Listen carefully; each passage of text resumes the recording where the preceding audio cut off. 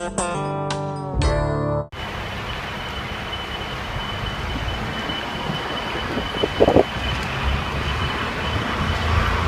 Detective Connor, this romantic date didn't seem to go too well.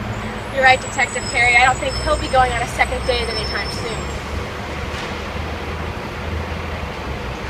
Oh yeah, he's been long gone, maybe 3-5 hours.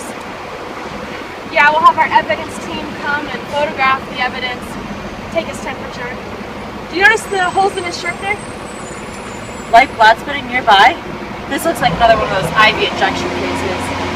Stabbed through the heart. Now who's to blame? This is starting to remind me of the Heartbreaker killer. Do you want to check around the scene for evidence like last time? Yeah. You called it, Detective. Needle in the bouquet. Whoever did this has a flair for dramatic.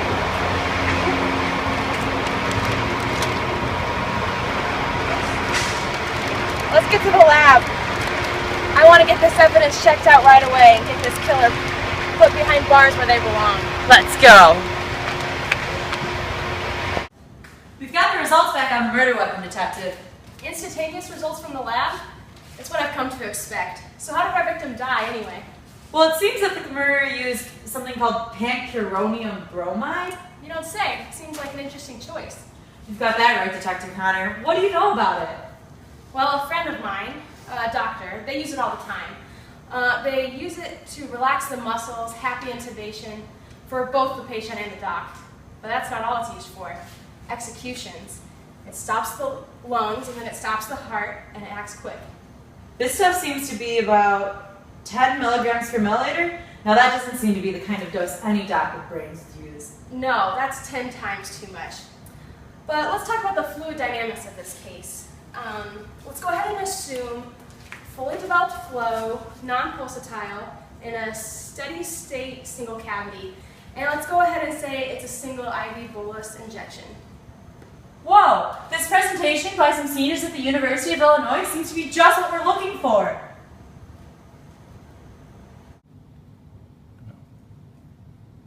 With a drug dose of 10 milligrams per kilogram, which is 10 times the appropriate value as found in literature, and using the volume of distribution of 23,445 milliliters, which was also found in literature, we calculated the initial concentration.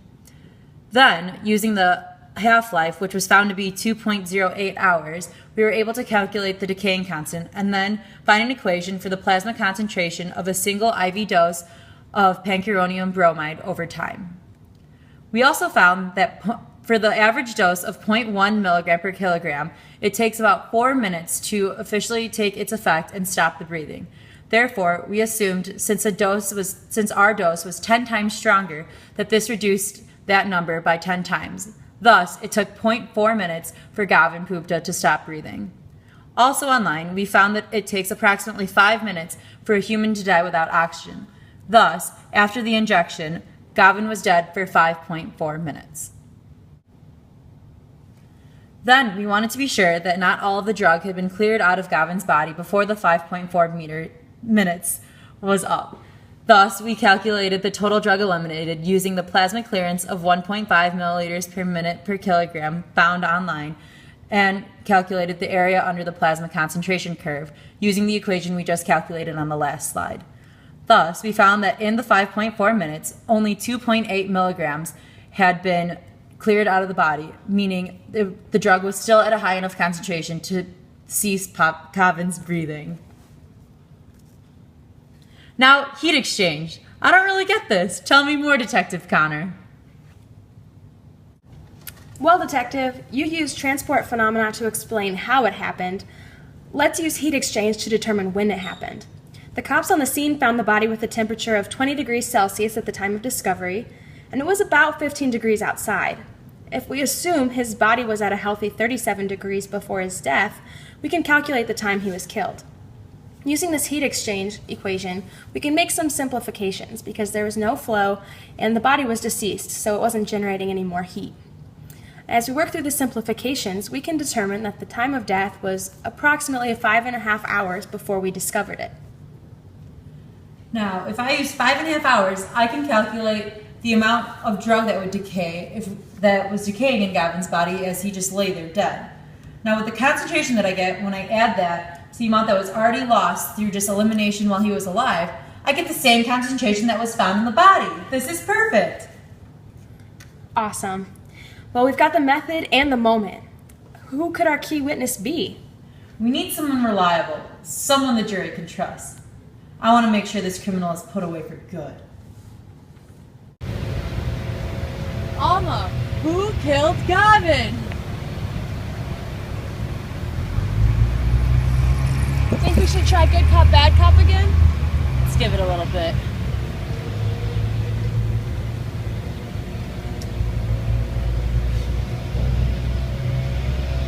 Hey, isn't there a 24-hour webcam on this? Oh yeah!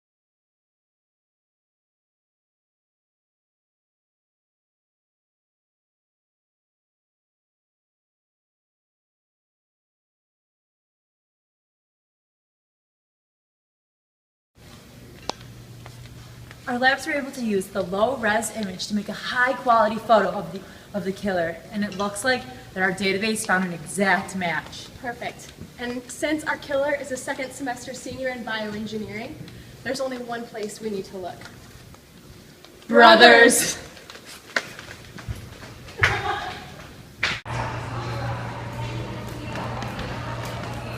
Kate Hurler, the heartbreaker. What? You're under arrest for the murder of Gavin Gupta. You can't prove anything! Oh yes we can, with fluid dynamics!